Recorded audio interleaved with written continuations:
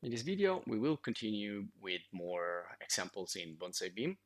We're building the house here, and I think we're gonna finish up in this video with the roof and a little bit just an example of terrain. Because you can see in the BIM, as we saw also in the previous lesson, everything is kind of like blocky and simplified because the importance here is more the information rather than the actual visualization of the model. So it's more focused on the important things like the structure rather than like secondary elements like furniture or things like that. But if you want to use it like to create a project, you can decide whether you want to use like simple placeholders like this, which are in the libraries we saw in the previous lesson, or you can just import or model your blocks or more detailed furniture yourself and proceed with Blender and with render engine.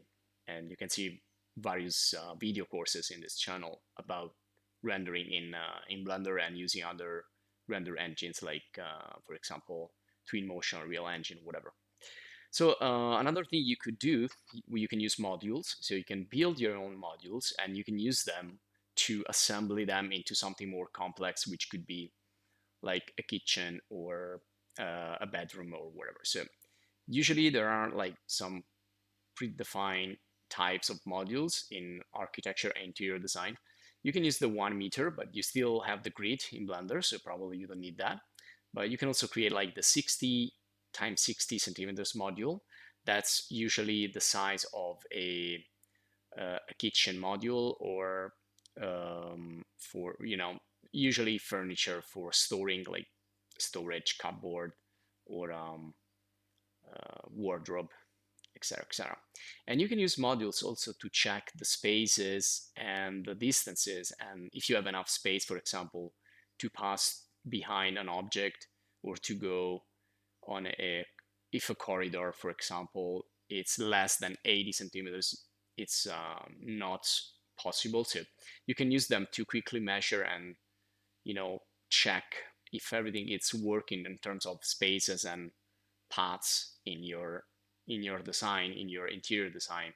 So you can use them, let's say, as tests. So you can use this as placeholders, as tests if everything is working fine, and you can go all the way around your, tables or um, pieces of furniture in general. So you want to make sure that you always have the possibility to move around comfortably in the house. So you can use those modules also for that.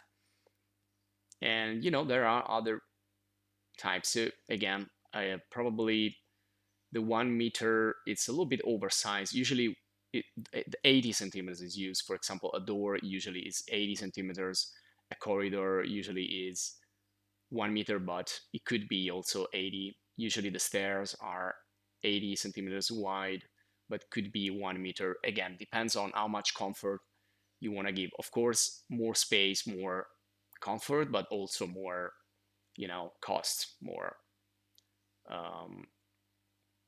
It costs more. So I usually create here a few models.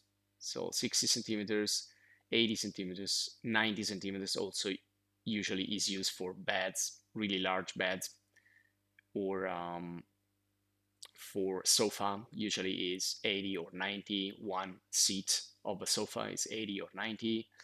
Chairs are usually 40, 45. Then you have 30, which is kind of a half measure of 60. And then you have 10, which are really, it's used usually for framing and distancing the doors from the walls and so on. So you can use this as measuring objects as well. And you can start with a module and then, like in this case, I will just copy and paste it. And from that module, which is like the standard 60-60, I can create something bigger. For example, could be, well, sometimes you have really like bookshelves that are this size, or if we're gonna make it larger, this could be like, if we start from 80, could be like a bed. So if we expand 80 and we make it like 160, that's going to be like a really small bed, like for a child. Or we can make it like 2 meters times 1 meter is going to be a really big bed. So it depends on your, you can define your own modules. It's like a set of Lego where you choose the size that you want to use and reuse, so you can build easily your entire type of furniture that you want to use in terms of blocks, and then you can put them inside the project without actually going into details in anything. It's just for, again, generic representation. Or you can go more into deep with the details if you're interested, but don't go too deep because you don't need it.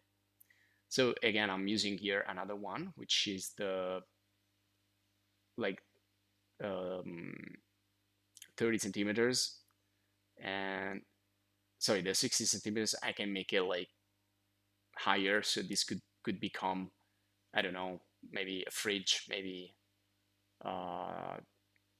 dress board or cupboard, whatever you need. So you can work with modules, you can copy them.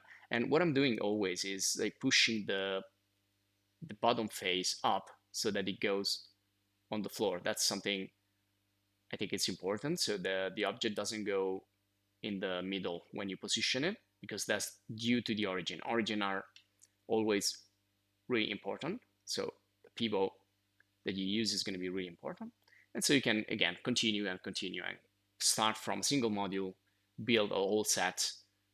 And let's say this is 60 times 60, but it's 80 high. So this could be a module for a kitchen.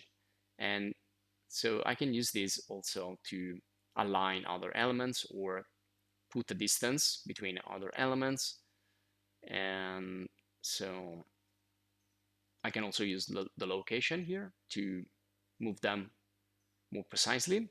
So if I don't use the grid, the snap to the grid or the grid in Blender, I can use these numbers right here that represent the exact location. So if I want to move it like 10 centimeters, I'm just going to do like, well, either an addition or a subtraction, depending on the direction of the x and the epsilon, which go positive or negative. So that will help me to position something, at a precise point. And you can also like start with the furniture and then build the walls around. You can go all the way, like on the opposite of what we've done. So, and here I'm also going to use some different visualization. I'm going to activate a cavity.